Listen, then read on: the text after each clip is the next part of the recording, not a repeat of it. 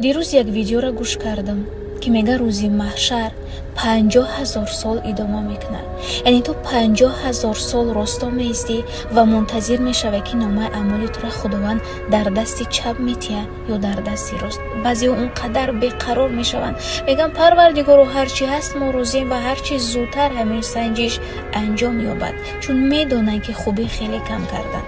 فقط فکر ما یک جا رفت. فکر کن که وقتی پیش نامه ترازوی نامه اعمالت میری و میبینی که ثوابات حتی برای در آمدن بهشت خودت کفایگی نمیکنه و 1000 کس اونجا منتظر است که از تو طلب حق کنه، از ثوابات طلب حقش کنه، برای اینکه غیبتش کردی، برای اینکه تهمتش کردی، برای اینکه دلش رنجاندی، برای اینکه حرفی بدش گفتی، برای اینکه در حق یک کس بدی کردی، برای اینکه از پشتش حرفی بد گفتی. همه اونا منتظر طلب حق. و امروز از این اودیتوریا هایی که ما جمع کردیم حتما پگاه پیش پروردگار جواب میگیم. خدا میگه تو اونقدر آدم جمع کردی، براشون چی رسوندی؟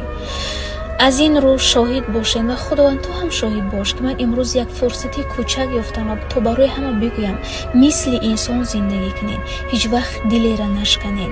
شاید در اون دل محبت خدا خیلی زیاد باشد. شما یک حرف خیلی کوچک میگین که همگی چند دقیقه شد دوام کنند، ولی اگه انسان از پشت همان حرفی چند دقیقه شما شاید هفته و ماه‌ها در یک گوشه بشیند، گریه کند و پیش خداوند از شما شکایت کند. با مثل انسان زندگی کردن با هیچ کس بدی نیاورده بود. این دنیا اونقدر ارزش نمیکنه. آدما چی بردن با جز یک کفنی که همورم در روز محشر کارتو نمیاد. همون کفنا فقط برای پوشوندن بدن ماهای خلاص.